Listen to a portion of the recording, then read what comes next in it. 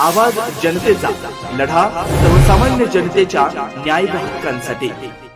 देवळी प्रवराचे नगराध्यक्ष सत्यजितजी कदम आणि जिल्हा बँकेचे संचालक अक्षयजी कर्डिले या दोन्हीही राहुरी आणि देवळी प्रवराच्या व्यापाऱ्यांच्या समस्या घेऊन पालकमंत्री महोदयांकडे आले होते। माननीय पालकमंत्री महोदयांनी देखील व्यापाऱ्यांच्या या मीटिंगसाठी वेळ दिलेला होता, पण दुर्दैवाने जिल्हा परिषदच्या प्रचाराची जबाबदारी शिरूरमध्ये पुणे जिल्ह्यात त्यांना माननीय मुख्यमंत्री महोदयांनी दिल्या कारणाने ते आज या ठिकाणी येऊ शकले नाहीत आणि म्हणून त्यांच्या अनुपस्थितीमध्ये मला या ठिकाणी यावं लागलं।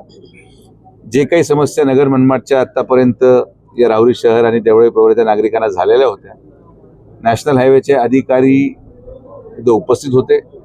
ते सगळ्या प्रश्नांचं एक साधक चर्चा करून सामंजस्य तोडगा काढून लोकांनाही त्रास होऊ नये, रस्ताही पूर्ण झाला पाहिजे, ठेकेदारालाही सहकार्य व्हावं, प्रशासनावर दबाव येऊ नये आणि या रस्त्यावर वाहतूक करणारे जे साई भक्त आहेत किंवा शनी शिंगणापूर येणारे जे भाविक आहेत त्यांनाही त्रास होऊ नये, अशा प्रकारचं एक मध्यमार्ग आज निघल्यासारखं वाटतो। माझी सर्व नागरिकांना विनंती आहे की हा रस्ता बऱ्याच वर्षांनंतर होत आहे, तर थोडाफार त्रास सहन करावा लागेल आणि जे काही अडचणी असतील त्या अडचणी चर्चेतून सोडवल्या गेल्या पाहिजे। कुठेतरी आंदोलन करून किंवा कोणाला तरी हातपाय मारून किंवा कोणाला झापड मारून हा प्रश्न सुटणार नाही, तो अजून चिघळणार। तर आपण सगळे एकाच भूमिकेत आहोत की रस्ता झाला पाहिजे आणि त्यासाठी सगळ्यांनी सहकार्य करावं। मला विश्वास आहे की त्या उद्देशाने आदरणीय प्रधानमंत्री महोदयांच्या नेतृत्वामध्ये एक काम चालू आहे, केंद्र सरकारचं काम चालू आहे। तो उद्देश यशस्वी करण्यासाठी आम्ही सगळे भारतीय जनता पार्टी असो किंवा सर्व पक्षाचे लोक, याच्यामध्ये कुठल्याही पक्षाचं श्रेय नाही, सर्वांनी एकामेकाला सहकार्य करा। हा रस्ता सगळ्यांचाच आहे आणि म्हणून आपण आज तोडगा काढण्यासाठी मीटिंग घेतली आणि एक सकारात्मक वातावरणात चर्चा झाली आणि मला असं वाटतं की चांगलं काम होईल। दादा काही एक 4-5 दिवसापूर्वी ठीक आहे, आता दुर्दैवाने काहीतरी गैरसमजातून मारहाण झाली, ती दुर्दैवी बाब आहे। मारहाण करणारे पण सगळ्यांना माहिती होते, मी त्यांच्याशी चर्चा केली, त्यांनी देखील दिलगिरी व्यक्त केलेली आहे की जी काही घटना घडली ती योग्य नाही। काहीतरी शब्दामध्ये त्याला म्हणतो आपण बाचाबाची झाली, काहीतरी वेगळा शब्द निघाला असेल, तर त्यामुळं त्याचा पर्याय हा नाही की गुन्हा दाखल व्हावा। मारामारी जरी झाली तर मी ठेकेदारांची मीच माफी मागितली, ज्यांनी मारलं त्यांनी माफी मागितली आणि मग आता लगेच रस्ता दुसरी सुरू झाला। तर असा सकारात्मक तोडगा काढला पाहिजे। मारामारी झाली लगेच मी गुन्हा दाखल करणार, लगेच पोलीस उचलणार, मग ते वाद चिघळणार, मग कोणतरी रस्ता बंद पाडणार।